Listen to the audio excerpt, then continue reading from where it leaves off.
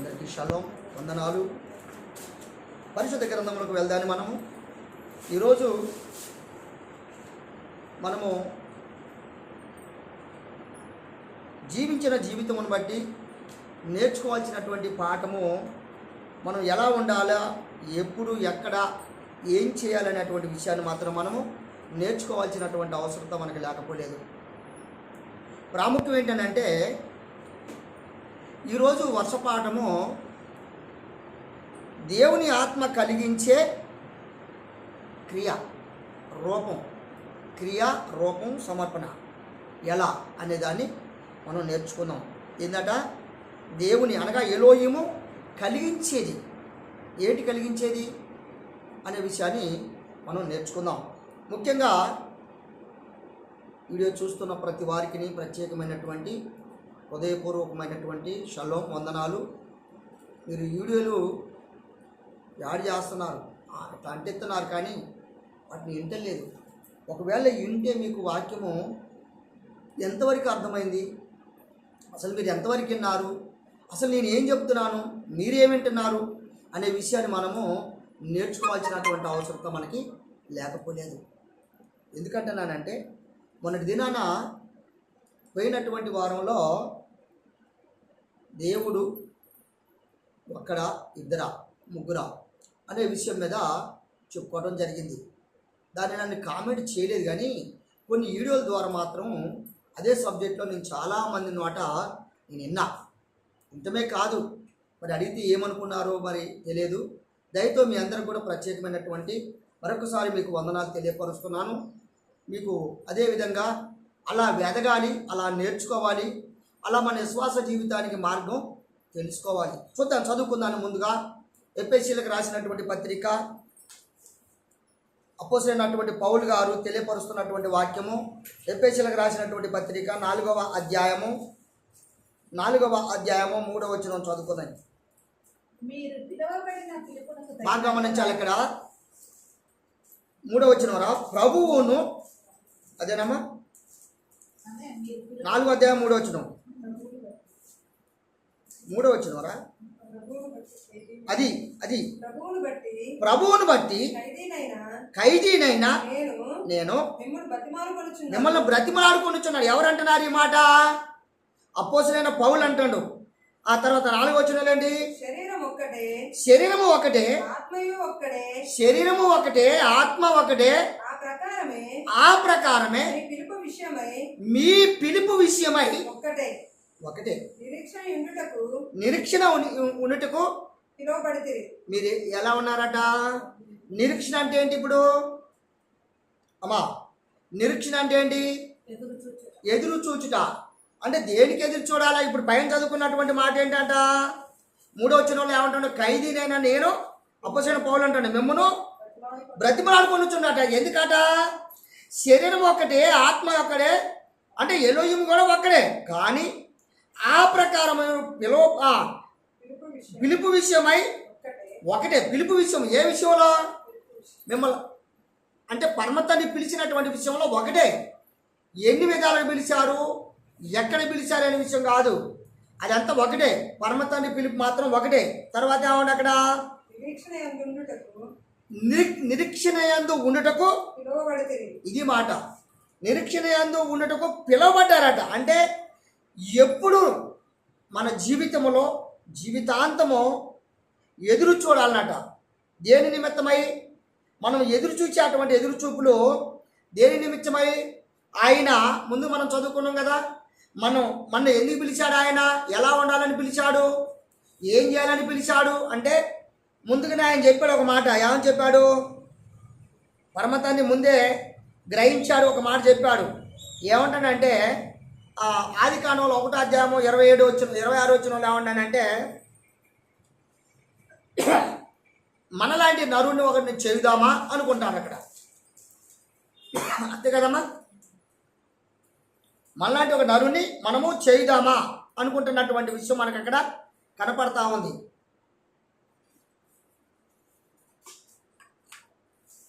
అంటే చేశాడా, పిలిచాడా? బాగా గమనించాలి. అమ్మ, చేశాడా, పిలిచాడా? చేశాడు. అక్కడ 4వ వచనం వాళ్ళు ఏమనరా, శరీరము ఒకటే, ఆత్మ ఒక్కటే, ఆ ప్రకారమే మీ పిలుపు విషయమై ఒకటే నిరీక్షణ అట. మీ పిలుపు ఎందుకు పిలిచాడు మిమ్మల్ని? మిమ్మల్ని ఎందుకు మీరు పిలువబడ్డారు? మీరు ఎందుకు మార్చబడ్డారు? మీరు ఎందుకు మందిరానికి రావడానికి ముఖ్య ప్రణాళిక ఏంటి? అదే కదమ్మా అమ్మ, అంతేనా? మిమ్మల్ని పిలువబడ్డటువంటి పిలుపుని బట్టి ఇక్కడ ఉన్నారు, పురుషులు ఉన్నారు, స్త్రీలు ఉన్నారు. మిమ్మల్ని పిలిచిన పిలుపుని బట్టి ఎందుకు పిలిచాడు, ఎందుకు నిమిత్తం పిలిచాడు, ఎందుకు పిలిచాడు, ఎక్కడ పిలిచాడు అని మనం చూసుకున్నట్టయితే, అదేవిధంగా మరి 16వ వచనం కూడా ఒకసారి, 2వ అధ్యాయం 16వ వచనం చూడండి ఒకసారి.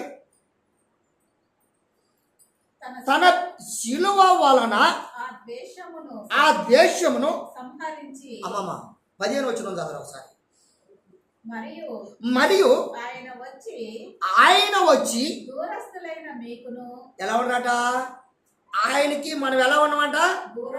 దూరస్తులం. అంటే ఎడబాటు, చాలా దూరంగా ఉన్నమాట. అంటే ఆయన మనసు ఎరిగిన వారం కాదు, ఆయన విశ్వాసం ఉన్నవారం కాదు. ఆయన పిలువబడినటువంటి విషయమై ఎలా ఉన్నమాట? దూరంగా ఉన్నమాట. మనం మీకు సమీపస్తులైనటువంటి వారికి హల్లెలూయా. మీకును తర్వాత ఇంకెవరున్నాట? అది మీకు సమీపంగా ఉన్నటువంటి వారు, అంటే మీకు దగ్గరగా ఉన్నటువంటి వారు, అనగా మీ ఆలోచన పెరిగినటువంటి వారు, మీ మాటలను విన్నటువంటి వారు, మీ మనసును పెరిగినటువంటి వారు, వారికి అందరికీ ఏ విధంగా ఉందట? సువార్త. హల్లెలూయా. ఏ సువార్త అట అది? ఇది మాట. మనకు పిలుపు, ఏ పిలుపట? ఏ విషయంలో పిలిచాడట అంటే, కొంతమందిని అనేక విషయాలు, అంటే బాధల్లో ఉన్న వారిని విడిపించటకు, చెప్పటకును, అంటే రక్షణ మార్గం చెప్పటకును. మళ్ళొకసారి 16వ వచనం చదవమ్మా, 2వ అధ్యాయం 16వ వచనం. 15వ వచనం 16వ వచనం చదువు.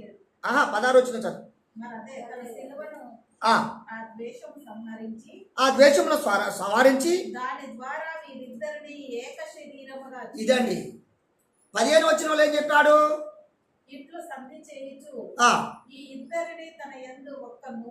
ఇదండి ఎవరినాట? ఇద్దరంటే ఎవరు? ఇప్పుడు ఇక్కడ సమీపంగా ఉన్న వారిని, దూరంగా ఉన్నటువంటి వారిని, అంతేనా? సమీపంగా అంటే ఇప్పుడు ఇక్కడ మనం ఊరుకున్నటువంటి ఇంతమందిలో సమీపస్తులు ఎవరు, దూరస్తులు ఎవరు? ఇప్పుడు చెప్పండి మీరు. మరి రవి చెప్తాడు. దూరస్తులు అంటే ఏంటి నాన్న? రవి, దూరస్తులు అంటే ఏంటి చెప్పండి. ఏం కాదు, మీకు కలిగింది చెప్పండి. అయ్యా నీకు తెలుసు ఎన్ని ప్రశ్నల సమాధానం చెప్పినాం ఆయన. మొన్న మనం ప్రార్థన పెట్టినప్పుడు మీ ఇద్దరికి రాలే, ఆయనకు వచ్చిన సమాధానం మీకు రాలే. దూరస్తులు అంటే అర్థం ఏంటంటే, ప్రభువుని అంగీకరించి ఆయనలో నడవనటువంటి వారు ఎంతమంది, వారు దూరస్తులు, అంతేనా కదా? ప్రభు యొక్క పిలుపుని అందుకొని, అంటే అశ్వామస్య వారి యొక్క పిలుపుని అందుకొని దూరస్తులుగా, అంటే తన విశ్వాసములో సమీపంగా లేనటువంటి వారు అన్నమాట. లేనటువంటి వారు ఎవరట? దూరస్తులై ఉన్నారట. ఈ దూరస్తులు అంటే అటువంటి వారు ఎవరు అంటే,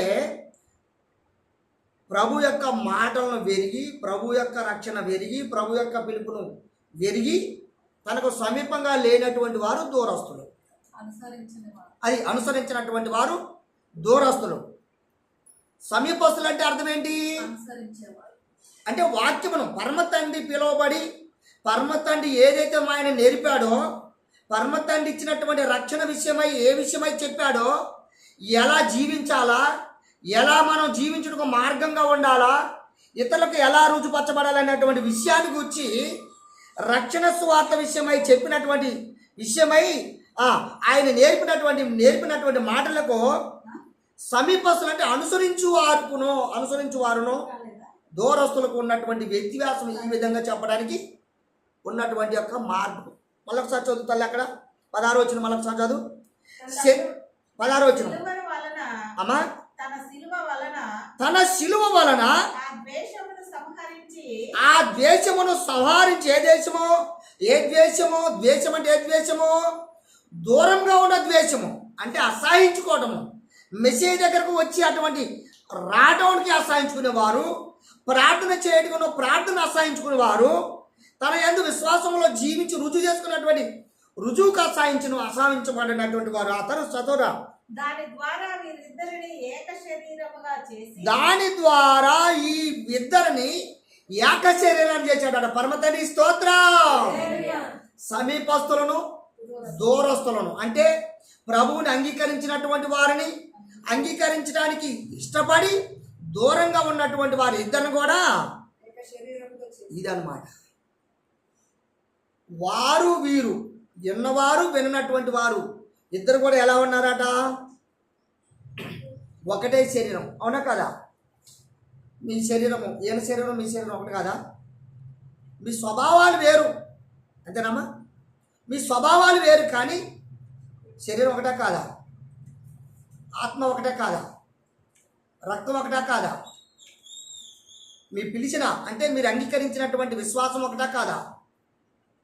కాకపోతే ఏం వేరు? ఇప్పుడు ఎమ్మడించే అటువంటి విశ్వాసం వేరు. అవునా కదా అమ్మా? ఆలోచన వేరు. అది ఆలోచన అంటే మనం చేస్తున్నటువంటి క్రియ, ఆలోచన విధానం వేరు. కొందరు ఏం చేస్తారంటే ప్రభువుని ఇష్టపరిచేటువంటి విశ్వాసం ఉంటుంది. అమ్మ ఒకసారి 17-18 చదువు. 2వ అధ్యాయం చెప్పేసి 2వ అధ్యాయం 17-18. ఆయన ద్వారానే మనకు, ఇదమ్మా, ఆయన ద్వారానే మనకు ఉభయులను, ఉభయాలు అంటే ఏంటి? ఇద్దరిని ఐక్యత. అమ్మా ఒక్కరని కాదు, ఉభయముల ఒక్క ఆత్మయందు, ఒక్క ఆత్మయందు తండ్రి సన్నిధికి చేరగలిగి ఉన్నాము, తండ్రి సన్నిధికి చేరగలిగి ఉన్నాము. పరమ తండ్రి స్తోత్రం. ఇదండి. కాబట్టి మీరు ఇక మీదట పరజనులు ఎవరు? ఇప్పుడు ఇక్కడ తనకు దూరస్తులు. పరజనులను పరదేశులై ఉండక పరిశుద్ధులతో హల్లెలూయా ఏక పట్టణస్థులను ఎలోహిము ఇంటి వారునై ఉన్నారు. పరమతండ్రి స్తోత్రం. ఇదండి. ఇప్పుడు మనందరము దూరంగా ఉన్నవారు, సమీపంగా ఉన్నటువంటి వారు ఇద్దరు కూడా మనం ఏ ఇంటి వారమై ఉన్నాం? ఎస్, రక్షణకర్తయగు యెహోవా మెస్సీ వారి ఇంటి వారమై ఉన్నాం. ఎలా ఇంటి వారమై ఉన్నాం చూడండి ఒకసారి. హెబ్రీయులకు రాసిన పత్రిక 6వ అధ్యాయము 3వ వచనం చదువు. ఎలోహిము సెలవిచ్చిన ఎడల 6వ వచనం చదువు.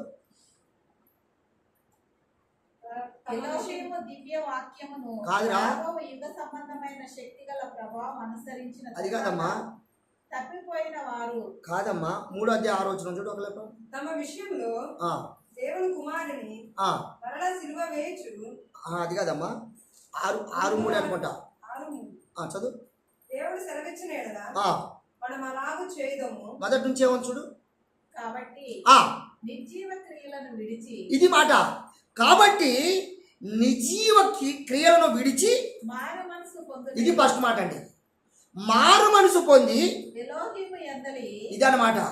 ఏం పొందాలంటే ఇప్పుడు విశ్వాసమును బాప్తిస్మములను గూర్చిన, దానికంటే ముందు ఏం చెప్పాడు? ఇది ఫస్ట్ మాట. ఏం చేయబడాలట మనము అంటే దూరస్తులను సమీపస్తులకు సమానంగా మార్పు చెందాల. అవునా కదా జోసెఫ్ గారు? మార్పు చెందాల. రవి, మార్పు చెందాలి. మార్పు చెందడం అంటే ఏంటి?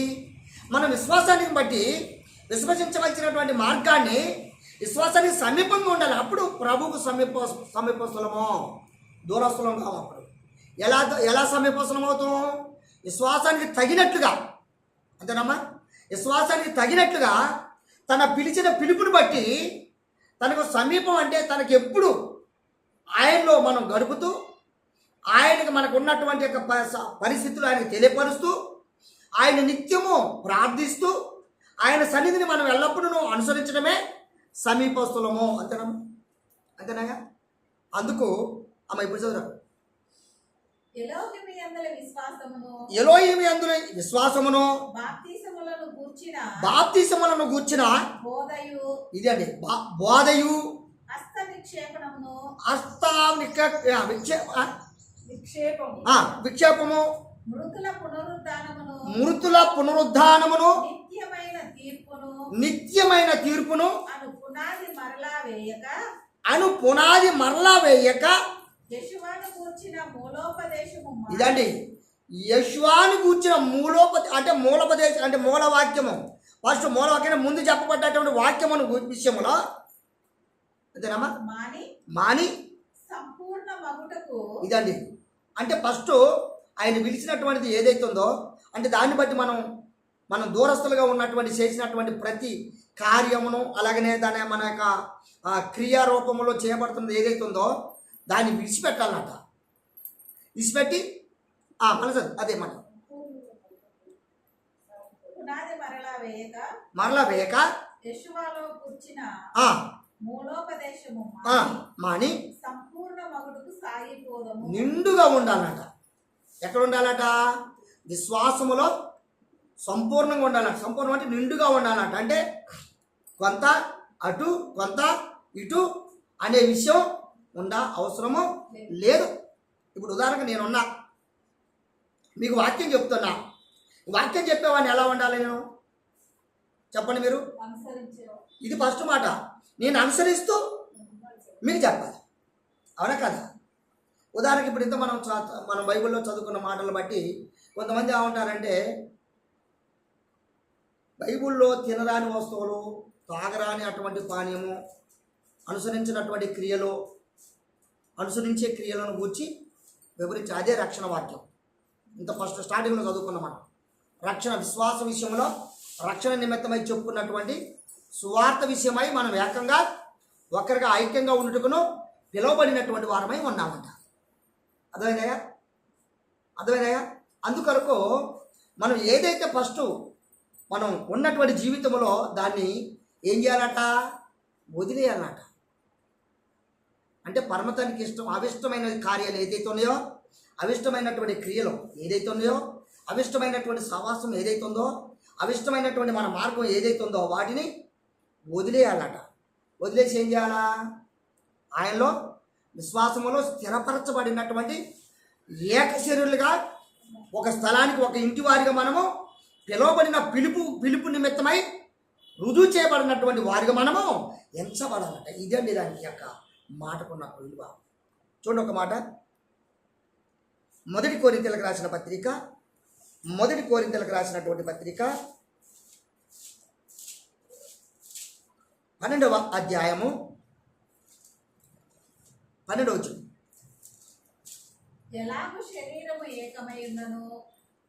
ఎలాగు శరీరము ఏకమై ఉండెనో అనేకమైన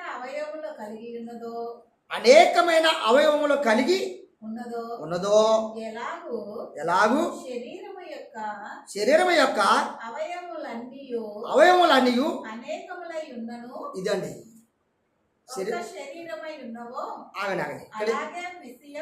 ఆగండి. ఇక్కడ ఏం చెప్పాడమ్మా? ఒకసారి మనం గమనించాలా? మళ్ళీ చదువుతా. 12 వచ్చిన మళ్ళీ చదువుతాం. చూడండి. ఎలాగూ శరీరము ఏకమై ఉన్ననో అనేకమైన అవయవములు కలిగి ఉన్నదో ఎలాగూ శరీరము యొక్క అవయవములన్నీ అనేకములై ఉన్నమాట. ఇక్కడ ఆగదాయి. ఎలా ఉన్నాయట? అనేకం అంటే నానా రకరకాలుగా. అంతే కదమ్మా? నానా రకరకాలుగా అవి అనేక రకాలుగా ఉన్నటువంటి వారం కాట. తర్వాత ఏమన్నామా? ఒక్క శరీరముగా అయి ఉన్నవో అలాగే మెస్సియా ఉన్నాడు. అలాగే ఇంకోటి 13 వచ్చిన యాలయనగా యూదులమైనను గ్రీసు దేశస్థులమైనను దాసులమైనను స్వతంత్రులమైనను మనమందరము ఒక్క శరీరంలోనికి ఒక్క ఆత్మయందే బాప్తిసము పొందితిమి. మనమందరము ఒక్క ఆత్మను పానము చేసిన వారమైతిమి. శరీరము ఒకటే అవయవముగా ఉండక అవి అనేకమైన అవయవములుగా ఉన్నాయి. పరమ తండ్రి స్తోత్రం. ఇదండి మాట. మరలా ఒకవేళ మీకు వాక్యమును అర్థం కాకపోతే 12, 13 వచ్చిన మళ్ళా చదవండి కొరింథీయులకి. ఎందుకంటున్నానంటే మరల మనం చెప్పుకోవటం కంటే ప్రాముఖ్యమైనదంటే ఇట్టి మాటలను బట్టి మనం ఏం చేయబడాలన్నట, ఏకంగా ఉండాలన్నట. అంతేనాయా? ఎంతనమ్మా? ఏకముగా ఉండాలన్నట, ఏక ఆలోచన గలవారమై ఉండాలట, ఏక క్రియలు గలవారమై ఉండాలట, ఏక మనసు గలవారమై ఉండాలట, ఏక విశ్వాసము గలవారమై ఉండాలట, ఏక నడిపింపు గలవారమై ఉండాలన్నట. ఉదాహరణకు ఒక భార్య ఉందండి, ఒక భర్తకు. భార్య భర్తకు చెప్పిన మాట భార్య వినకపోతే భర్త ఏమంటాడు చెప్పండి మీరు? ఏమంటాడు? ఏం చెప్తాడు? భర్త చెప్పిన మాట భార్య వినకపోతే ఏమంటాడు? చూసారా? ఎంత ఎంత నిజమే కదయ్యా. వినకపోతే జోసెఫ్ చెప్తాడు, వినకపోతే బాధ ఉంటుందా? కడుపులో బాధ ఉంటుందా ఉండదా? ఉదాహరణకు వీడియో పెట్టి వదిలే. ఇప్పుడు ఈయన గారు ఆమె గారికి ఒక మాట చెప్పాడు, ఇదేందయ్యా అన్నది. ఎప్పుడు ఏ విషయం అంటది అంటే మీరిద్దరూ ఎక్కడున్నారు? ప్రభువునందు, ప్రభు పిలుపునందుకొని వచ్చినటువంటి వారుగా ఉన్నటువంటి మీరు, ప్రభు పిలుపునందుకొని వచ్చినటువంటి ఆయన యొక్క రక్షణ సువార్త నిమిత్తము కాక, అర్థమవుతుందా మీకు? అర్థమవుతుందా? సువార్త అంటే రక్షణ సువార్త విషయము కాక లోక సంబంధమైన మాట ఒకవేళ మీరు చెప్పారనుకోండి, భలేగునో అగ ఆ మాట మనకు అవసరం కదా అగ అని ఆమె అన్నది అనుకోండి, ఇప్పుడు మీకు ఎట్లా ఉంటుంది చెప్పండి? నా మాట తిరస్కరించింది, నా మాట వద్దన్నది, నా మాట వింటలేదో, తన ఇష్టమే, తన ఆలోచనే, తన క్రియలే, నా మాట కాదంటుంది. అసలు నా మాటనే నా భార్యనా? అసలు ఏమకి నాకు సంబంధం లేనటువంటి విషయాలు మాట్లాడుతున్నారు, సరేనా? కాదు. మనం ఎక్కడాలో మనం అసలు ఎక్కడాలో మనం అయ్యా దూరస్తుల మాట ఇది, సమీపస్తుల మాట, దూరస్తుల మాట, మీరు కూడా చెప్పండి. అది అందుకు మళ్ళా 13 వచ్చిన మనకు చదవండి కోరింది. ఎలా అనగా ఎవరెవరు అట ఇక్కడ ఎన్ని వర్గాలు ఉన్నాయో చూడండి. బైబిల్లో కొంతమంది ఏమంటారు, బయట ఇప్పుడు అందరూ ఏమని చెప్పుకుంటారంటే యూదుల రక్షణ వారికి మనకు కాదుగా, ఇంకా కొంతమంది వాళ్ళు కాదుగా, వీళ్ళు కాదుగా అనే విషయాన్ని అనేక రకరకాల తెలియపరుచుకున్నటువంటి వారు ఉంటారు. అటువంటి వాటిని మనం కాక ఇక్కడ బైబిల్లో ఎన్ని రకాలు కనపడుతున్నారు? యూదులు అట, ఇంకెవరెవరు ఉన్నారట? యూదులమైనను, గ్రీకు దేశస్తులమైనను, దాసులమైనను, స్వతంత్రులమైనను, మనమందరము ఒక్క శరీరమును, ఒక్క మాటను, ఒక్క వార్తను, ఒక్క రక్షణ నిమిత్తము, ఒక్కడే యందు విశ్వాసమును, ఒక్కడే యందు జీవించుటకును, ఒక్క ఆలయములో జీవించే వారిగా ఉండవలసిన అవసరత మనకు ఉన్నది. పరమతండ్రి స్తోత్రం. మీ అందరికి నా వందనాలు. ఇప్పుడు మనందరం ఒక్కరిగా ఉండాలా? అందరూ అనేకంగా ఉండాలా? విశ్వాస జీవితంలో ఒక్కరిగా ఉండకపోతే నేను శాపాల గురించి చెప్పను. మీరందరూ రక్షణ పొందినవారు, మీరందరూ రక్షణ మార్గంలో ఉన్నవారు, మీరంతా కూడా మంచి విశ్వాస మార్గంలో రుజువు పడుతున్నటువంటి వారుగా ఉన్న మీకును చెడ్డ మాటలు నేర్పాల్సిన అవసరం నాకు లేదు. అంటే మీరందరూ ఇక్కడ పురుషులు కానీ స్త్రీలు కానీ మీరందరూ ఇక్కడికి మందిరంకి వచ్చారంటే అంగీకరించిన వారా, దూరస్తులా? మీరు మీ అందరికీ నా వందనాలు, అందరికీ. ఎందుకంటే నానంటే మనందరం ఇప్పుడు ఎలాంటి వారం? ఏక శరీరం, అవునా కదా? ఏక శరీరంలో ఏకాత్మ గల వారం. ఏకాత్మ అంటే నాకు ఒక రక్షకుడు ఉన్నాడు, మమ్మల్ని రక్షించే రక్షకుడు ఒక ఆయన ఉన్నాడు, మా మార్గాలను అనేక మార్గాలను తెలియపరిచే ఒక వ్యక్తి మాకంటూ ఒక ఆయన ఉన్నాడు, ఆయన దగ్గరికి ఈరోజు వెళ్తా అని. ఎప్పుడు వెళ్తాం మనం? వారానికి ఒక్కసారి మందిరానికి వెళితే మందిరంలో రక్షణ విషయమై, లోక సంబంధమైన విషయమై సేవకుడు అనేటువంటి వాడు, అపోస్తలుడైన పౌలు చెప్పినట్టుగా సేవకుడైనటువంటి వారు ఏం చెప్తారు? ఇలా ఉండకూడదు, అలా ఉండకూడదు, ఇలా చేయకూడదు, అలా చేయాలి, ఇలా నడవకూడదు, అలా నడవకూడదు, ఇది తాగొద్దు, ఇది తినొద్దు, అది చేయొద్దు అని ఇలా చెప్తుంటారు. బైబిల్ మనం ఇంతకుముందు ఏం చదువుకున్నాం? నరహత్య, వ్యభిచారము, దొంగతనము, అబద్ధము, నేను ఎదురైనా మనోడికి నేను ఫోన్ చేసినప్పుడు మీ ఇద్దరు పర్సనల్గా ఒక మాట మాట్లాడుకున్నా అనుకున్నాక ఒక మాట, ఏయ్ అలా వద్దు, అవునంటే అవును, కాదంటే కాదు. నేనేం చేయను. మీకైతే తెలవదు ఈ మాట. నేను మాట్లాడుకున్న వ్యక్తికి మాకే తెలుసు. అంతేగా, ఆ వ్యక్తికి నాకు మాత్రమే తెలుసు తప్ప మీకు తెలియదు. మీకు తెలుసు అంటే మీ ముందు చెప్పాలి నేను. అంతేనా కదా? అలా వద్దు. అందుకొరకు ఎవరికైతే ఎప్పుడు ఏదైతే చెప్పామో, ఏదైతే విన్నారో అటువంటి మాటలను బట్టి మనం రెండోసారి ఏం చేస్తామయ్యా, మనం దాన్ని అనుసరించడానికి ఇష్టపడతామా, మళ్ళీ తిరస్కరించడానికి ఇష్టపడతామా? ఏదో ప్రయత్నం చేస్తాం, ఒకసారి కాకపోయినా ఒకసారి, అవునా కాదా? అందుకు మనందరం కూడా ఏక మనసు కలిగి, ఏకాత్మ కలిగి, ఏక బాప్తిసం గలవారమై ఉండి మనము విశ్వాసానికి తగినట్లుగా పిలువబడిన పిలుపుని బట్టి మనము రుజుపరచబడేటువంటి యొక్క మనంగా ఉండాలి అనేటువంటి వాక్యము మనకు నేర్పుతుంది. అలా మనం చేయాల్సిన అవసరం ఉందంటారా లేదంటారా చెప్పండి. ఇంకొక మాట చదవండి ఒకసారి. యోహాను సువార్త తీసారా? యోహాను సువార్త 17వ అధ్యాయము 20వ వచనం నుంచి చదువుకోండి. అధ్యాయం 17. అమ్మా, మరియు బాగా గమనించాలా, ఎవరో అంటే తండ్రిని వేడుకుంటున్న కుమారుడిగా వచ్చినటువంటి మెస్సీయ వారు అంటున్న మాటలు ఇవి, అవునా కాదంటారా?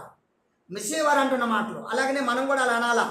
ఆ తర్వాత, మరియు నీవు నన్ను పంపించవని లోకము నమ్మునట్లు తండ్రి నాయందును నీవును నీయందు నేనును ఉండులాగున వారును మన యందు ఏకమై ఉండవలెనని వారి కొరకు మాత్రము నేను ప్రార్థన చేయుట లేదు. వారి వాక్యము వలన నాయందు విశ్వాసము ఉంచు వారందరూ హల్లెలూయా. ఇప్పుడు మీకేం అర్థం చెప్పండి అమ్మా. ఏకమై ఉండు వలనని మనందరం కూడా మనందరం కూడా ఎలా ఉండాలట అమ్మా? వాక్యమును అనుసరించేవారు. ఇది మాట అమ్మా. మీకు వందనాలు. అందుకే మీరు అప్పుడప్పుడు మీరు కూడా చెప్పాలా, మీరు కూడా చెప్పడానికి నేర్చుకుంటారు.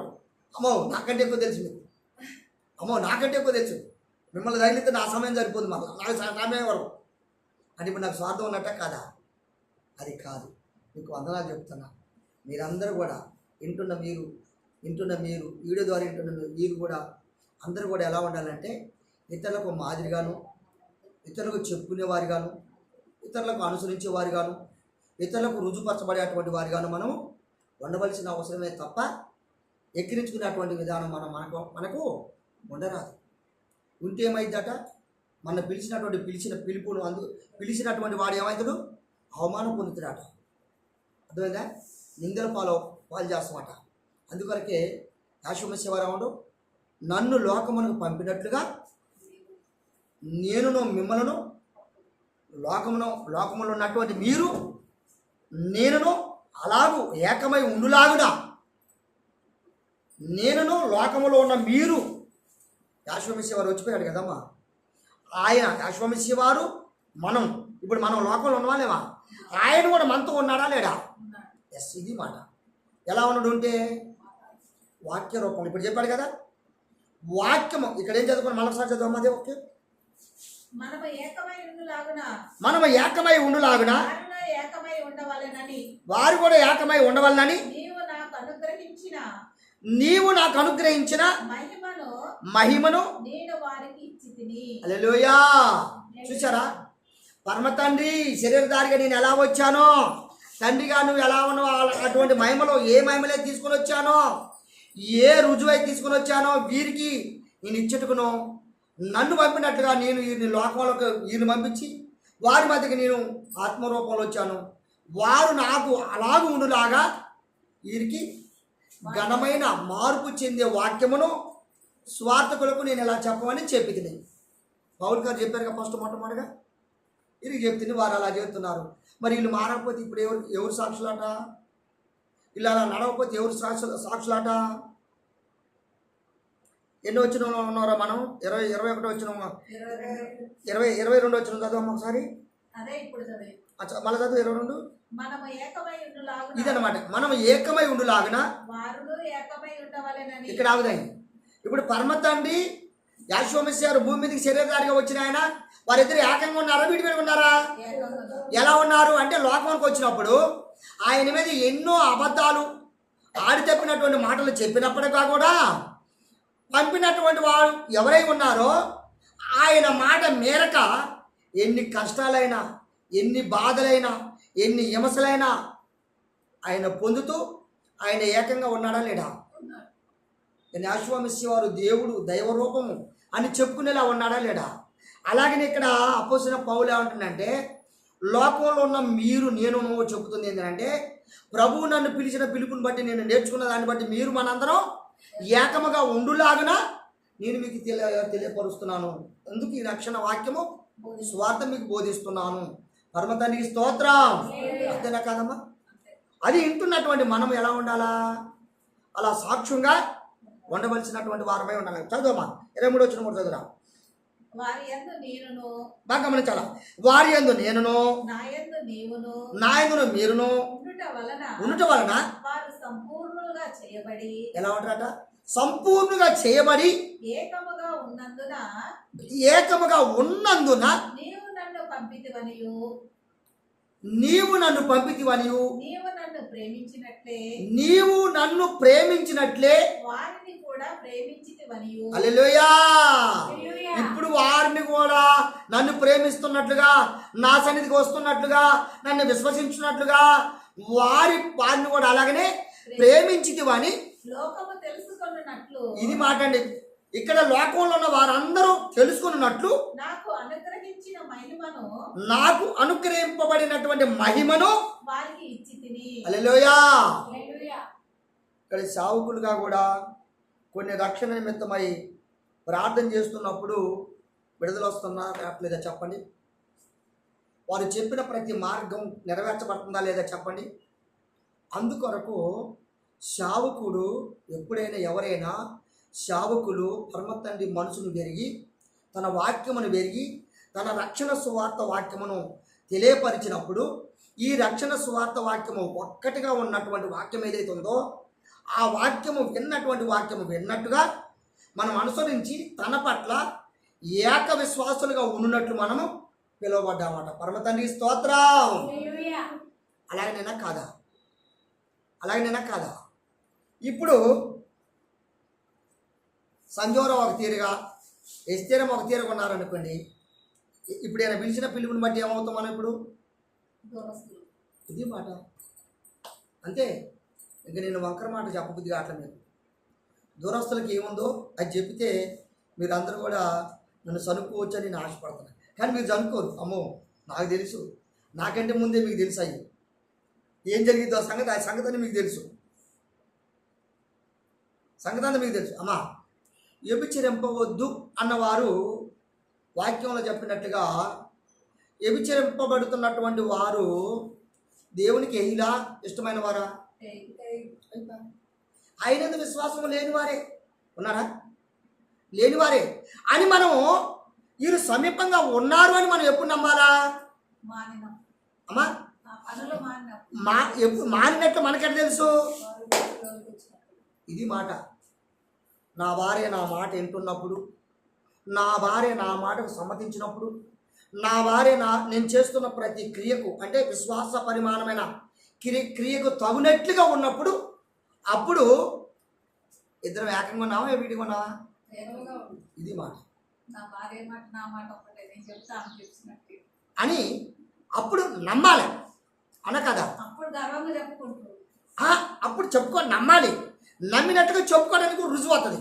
ఇప్పుడు నేనే ఉన్నా, మా ఇస్తేరమ్మని బయటికి పంపాను అనుకో, ధరలెత్తి నా కాడ ఈ రీతి కొడితే బయటికి పోయి ఇంకో రకం కొడదని నేను చెప్పుకోవడానికి అనుకూలమైనటువంటి యొక్క రుజువు ఆమె దగ్గర, అనుకోరాని రుజువు కనుక ఆమె దగ్గర ఉందనుకోండి, నాకు నమ్మకం వృధా అయిద్దా, నమ్మకం నిజమైద్దా, నిజమవుద్దా?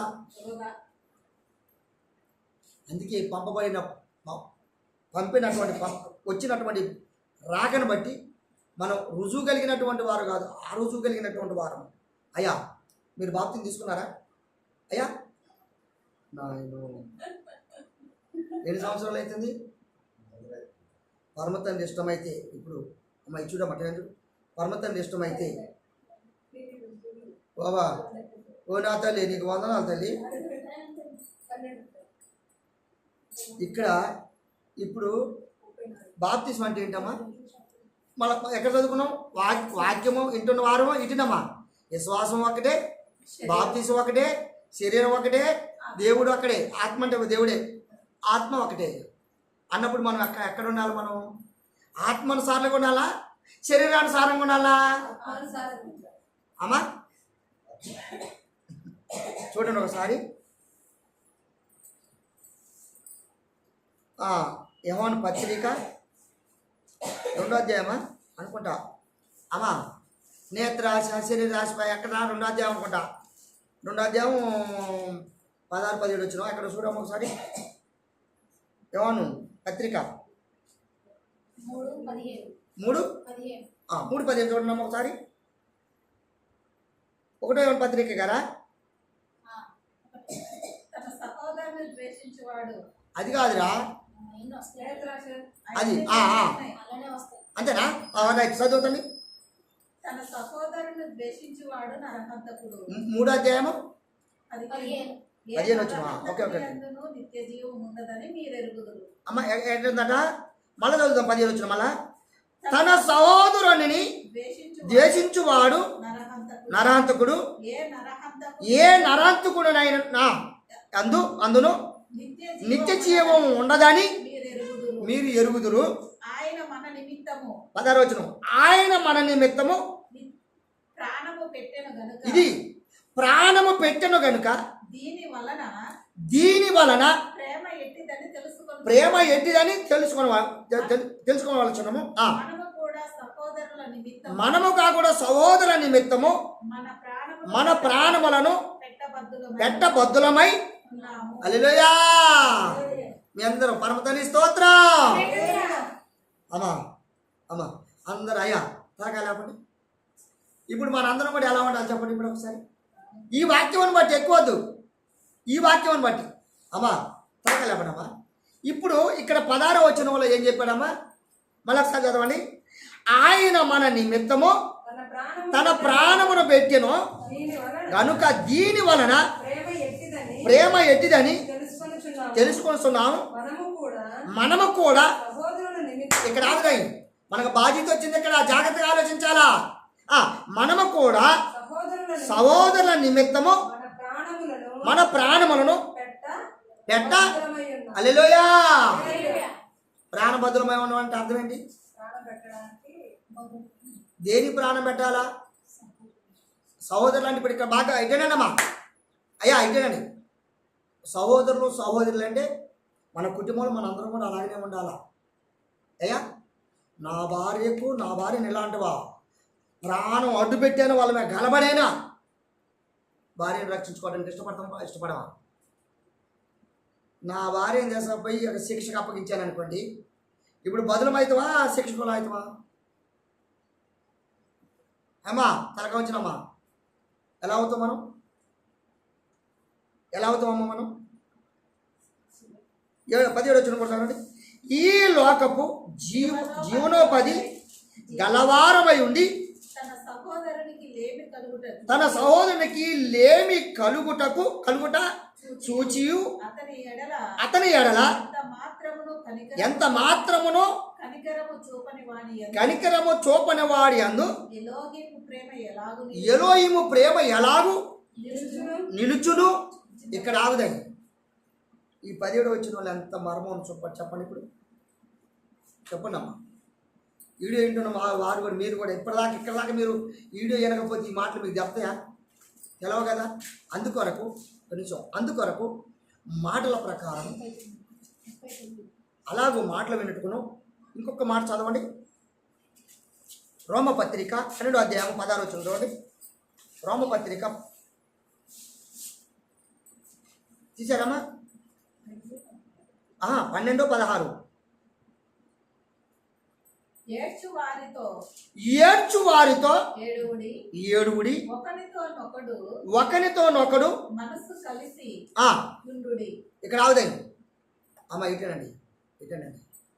ఇప్పుడు మా ఐశ్వర్యమ్మ చెప్పిన మాటలకు నేను నేను సమ్మతించను. ఎక్కడ పిలిచిన పిలుపుని బట్టి, చెందిన మార్పుని బట్టి, ప్రభు యొక్క విశ్వాసము ఒకటిగా ఉన్నటువంటి విశ్వాసము ఒకటిగా ఉన్నదాన్ని బట్టి ఎలా ఉన్నమాట మనం మొదలు ఇక్కడ ఏడ్చువాడితో ఏడుగుడి. అమ్మ ఇక్కడ ఆగదండి. ఏడ్చేవాడితో ఎందుకు ఏడవాలా? ఆగడమ్మా. ఇప్పుడు ఉదాహరణకు భార్య తప్పు చేసింది అనుకోండి, పురుషుడు కూడా చేద్దానా? అయ్యా, ఒకవేళ పురుషుడు తప్పు చేశాడు అనుకోండి, భార్య తప్పు చేయాలా అంటే ఆయన ఏదో చేస్తాను కదా మనం కూడా చేద్దామనే కాదు కదా. ఒకవేళ ఆయన ఏ విధంగా అయితే ఆయన నిందింపబడి దూరస్తుడై ఉండి కష్టాల పాలయ్యాడో, ఎలాగైతే కష్టాలకు వ్యతిరేకతలకు ఎక్కువై ఆయన ఏడుస్తుండో, అలాగనే మనం కూడా ఆయనతో ఏడతానే? ఆయన వాళ్ళతో మనం కూడా అలాగనే పాలు పంచుకున్న వారం అవుతానా? అలా ఉండొద్దు. ఎలా ఉండాలి మరి? అది మాట. వాక్యము సువార్త ఏదైతే చెప్పబడదో అప్పుడు ఇక్కడ చెప్పబడిన వాక్య ప్రకారంగా ఏకముగా ఒక్కరిగా ఉండాలన్నమాట, ఏక మనసుగా ఉండాలన్నమాట, పండితురా ఏకముగా ఉండాలన్నమాట. అందుకొరకే మనము ప్రతిదిగా కూడా పిలువబడిన పిలుపుని బట్టి విశ్వాస సహితమైనటువంటి మార్గంలో విశ్వాసంలో ఉన్నటువంటి మార్గాన్ని బట్టి మనము పరమ తండ్రికి ఒక్కరిగా ఉండి ఆయనకి లోకంలో మనం క్రియారూపంలో విశ్వాసముగా ఎంచబడిన వారిగా మనము పరచబడిన వారుగా మనము ఎంచబడాలన్నమాట. అందుకొరకు మనందరం కూడా ఏక శరీరము, ఏక ఆత్మ, ఏక విశ్వాసము, ఏకక్రియ గల వరమై ఒక్కరిగా ఉండి లోకానికి రుజుపరచబడేటువంటి కుటుంబంలో సహోదరులుగా ఉండి రుజువు చేసేటువంటి బాధ్యులుగా మన అందరం ఉన్నామని మీ అందరికి తెలియపరుస్తూ ఈ నా మాటలు ముగిస్తూ మీకు తెలియపరిచి వందనాలు తెలియపరుస్తున్నాను. పరమ తల్లి స్తోత్రం.